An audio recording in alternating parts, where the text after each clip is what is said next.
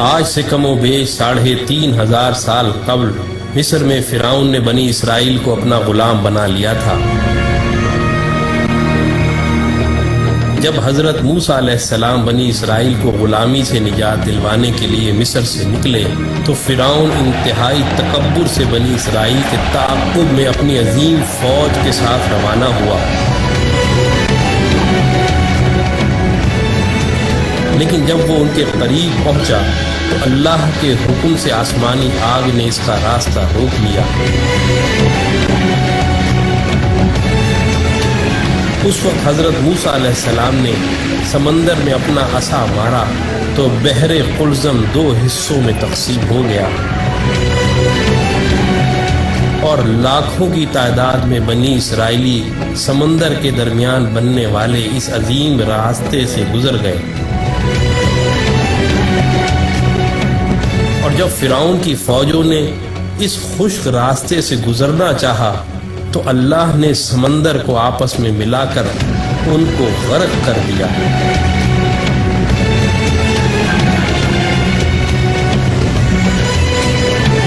یہودیوں اور عیسائیوں کے عقیدے کے مطابق فرعون کی تمام فوج تو غرق ہو گئی تھی،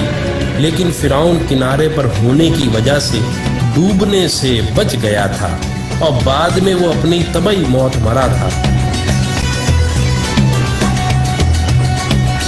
1898 میں مصر کی مشہور کنگز ویلی دریافت ہوئی،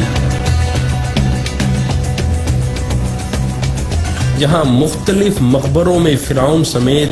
دیگر کئی بادشاہوں کی حنوط شدہ لاشیں دریافت ہوئیں۔ اس دریافت کے 83 سال بعد 1981 میں جب فرعون کی ممی خراب ہونے لگی تو اس وقت کی مصری حکومت نے فرانس سے درخواست کی کہ وہ فرعون کی ممی کو نہ صرف خراب ہونے سے محفوظ کرے بلکہ اس کی موت کی اصل وجہ بھی معلوم کرے۔ جب فرعون کی ممی کو ایئرپورٹ پر لایا گیا تو فرانسیسی صدر متران سمیت تمام وزراء، افواج کے کمانڈروں اور فوجی دستوں نے فرعون کی ممی کو اس طرح سلامی دی جیسے ایک عظیم بادشاہ کو دی جاتی ہے۔ اس کے بعد فرعون کی ممی کو ماہر ڈاکٹروں کی ٹیم کے حوالے کیا گیا جس کے سربراہ ڈاکٹر مورس بوکائے تھے۔ ممی کے مائکروسکوپک ٹیسٹوں سے پتہ چلا کہ فرعون کی لاش پر سمندری نمک کے ذرات موجود ہیں، جو اس بات کا واضح ثبوت تھا کہ فرعون اپنی طبعی موت مرنے کے بجائے سمندر میں ڈوب کر مرا تھا، جس کے فوراً بعد اس کی لاش کو سمندر سے نکال کر حنوط کر دیا گیا تھا۔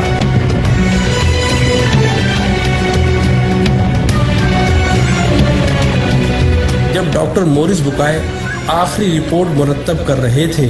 تو ان کو بتایا گیا کہ مسلمانوں کی مقدس کتاب قرآن مجید میں لکھا ہوا ہے کہ اللہ نے فرعون کو غرق کر کے اس کی لاش کو عبرت کے لیے محفوظ کر دیا تھا۔ یہ سن کر ڈاکٹر مورس بوکائے اس قدر حیران ہوئے کہ حقیقت حال جاننے کے لیے مصر روانہ ہو گئے۔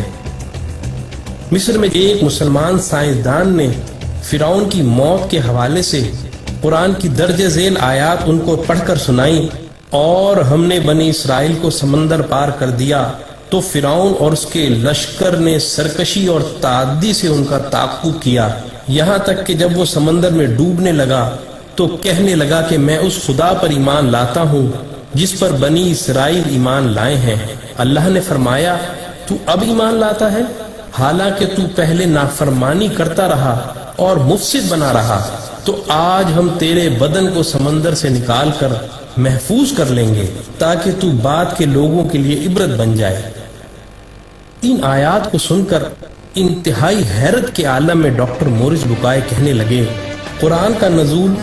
فرعون کی موت کے 2000 سال بعد ہوا، اور اس وقت اور آج تک کوئی فرعون کی ممی کے بارے میں نہیں جانتا تھا،